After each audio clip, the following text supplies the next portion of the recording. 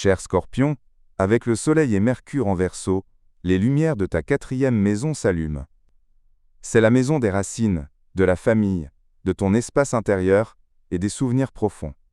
Cette étape te ramène à l'intérieur, où tu revisites des questions familiales, domestiques ou des situations du passé non réglées. Le Soleil en Verseau te pousse à revoir tes liens familiaux, tandis que Mercure y réorganise tes pensées sur la stabilité et te donne des moments de lucidité intérieure profonde. Les discussions avec ta famille ou tes proches seront centrales, et des conversations importantes pourraient avoir lieu. Les aspects astrologiques de cette période ajoutent de nouvelles dimensions à ton parcours familial et émotionnel.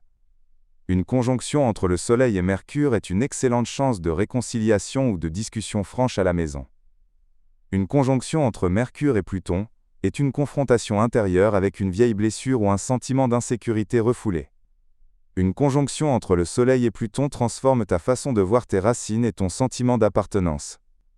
Une conjonction entre Mercure et Vénus apporte une rencontre chaleureuse en famille ou un beau moment de nostalgie.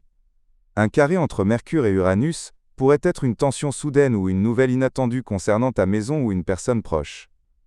Un carré entre le Soleil et Uranus est une situation familiale qui te force à réarranger tes priorités.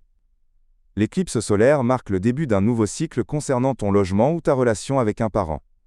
Les défis possibles, une escalade familiale ou affective due à un vieux malentendu qui refait surface, une tension intérieure qui te rend d'humeur changeante avec ceux que tu aimes, un sentiment de pression à cause de responsabilités domestiques ou d'obligations envers un membre de ta famille. Mes conseils pratiques: sois attentif à tes conversations familiales et sache écouter, pas seulement parler. Essaye de ranger ta chambre ou de redécorer une partie de ta maison, l'énergie a besoin de renouveau.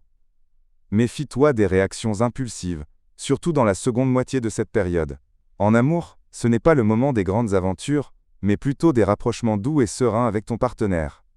Certains scorpions pourraient ressentir de la nostalgie pour une personne du passé, ou être attirés par une relation stable et sûre. Si tu cherches l'amour, tu pourrais le trouver dans ton entourage proche ou un cadre familial. Pour tes projets et tes finances, l'accent est sur tes affaires intérieures, pas sur des projets extérieurs ambitieux.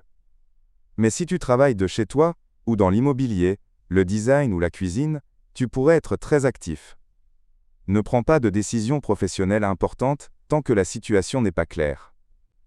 Pour ta santé, la pression psychologique pourrait affecter ton système digestif ou ta poitrine. Ne néglige pas ton sommeil et essaie de créer une routine matinale pour réduire ton stress. La méditation ou le fait d'être près de l'eau te feront beaucoup de bien.